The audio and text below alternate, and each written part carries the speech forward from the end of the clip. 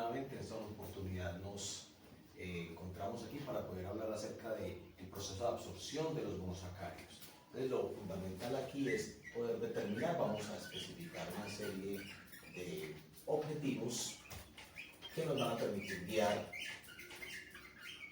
esta parte que vamos a hablar, la absorción de monosacáridos. ¿Cuáles son los mecanismos de absorción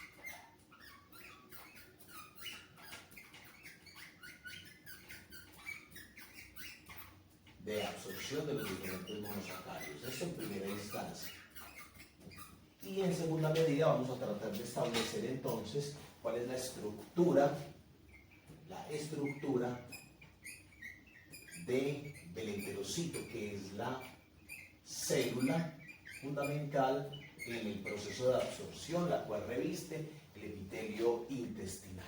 Estas dos partes nos van a permitir entonces poder comprender un poquito de situación. Para ello, vamos a tratar de realizar un modelo de enterocito. Esto es una representación. En ciencias nos permitimos hacer uso de ellos, dado por supuesto el tamaño de las células a las cuales nos enfrentamos. Es una representación en donde vamos a identificar de manera particular tres membranas. Esta membrana que tiene estas prolongaciones que son propias y necesarias del enterocito para aumentar la superficie de contacto y el área de absorción se denomina la membrana luminal. Por otro lado, vamos a tener estas membranas que encuentra uno con otro enterocito, vamos a denominarles, o se denomina la membrana vasolateral. Y en este lado vamos a tener la membrana que se encuentra con el tejido sanguíneo, vamos a denominarla la membrana basal. Es importante identificar esto dado que los procesos de absorción, incluso de la misma molécula como la glucosa, el monosacárido de mayor abundancia puede variar acorde a si es la membrana luminal o si es la membrana basal.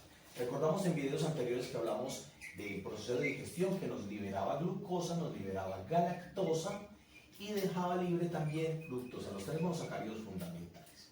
Ellos pueden utilizar diferentes mecanismos de transporte a través de la membrana del enterocito. Vamos a hacer referencia en particular, y esto que acabo de representar acá es una proteína, la representación de una proteína que recibe un nombre como ese SGLT1, por sus siglas en inglés de transportador de glucosa y sodio. El número es importante porque hay una familia amplia de este tipo de moléculas. Cuando la glucosa utiliza el transporte SGLT1, eso es un transporte activo secundario sin porte. Transporte activo porque se necesita energía, secundario porque la energía no va a ser aportada por el ATP. La pregunta es entonces, si requiere energía, ¿cómo se va a dar este transporte? Es importante resaltar acá la acción de este ion alcalino, el ion sodio, el cual es liberado previamente por la bomba sodio-potasio, la membrana vasolateral. La concentración de sodio en la parte externa del enterocito suele ser superior, la concentración de sodio en la parte interna suele ser inferior. Caso contrario, la glucosa, en donde este es un remanente que no pudo ingresar o atravesar la membrana luminal por otros mecanismos, así que aquí vamos a tener una baja concentración de glucosa y aquí vamos a tener una alta concentración de glucosa. Esto es lo que va a permitir la característica de que sea un transporte activo porque va en contra del gradiente de concentración. Así que el sodio va a aportar la energía, se denomina un gradiente electroquímico, una sustancia que tiene características eléctricas y químicas como es el sodio. Y esto es una forma de energía o de potencial de acción para la célula. La glucosa va a atravesar hacia adentro acompañada con el sodio. Como hay utilización de energía, hablamos de transporte activo. Secundario porque no es ATP sino gradiente electroquímico, y sin porte porque tanto el sodio como la glucosa van en el mismo sentido, es decir, hacia el citoplasma del enterocito. También resaltamos acá otro mecanismo de transporte como lo es la fructosa. Aquí se utiliza otra proteína que es la GLUT5 específica, y aquí hablamos de transporte pasivo facilitado.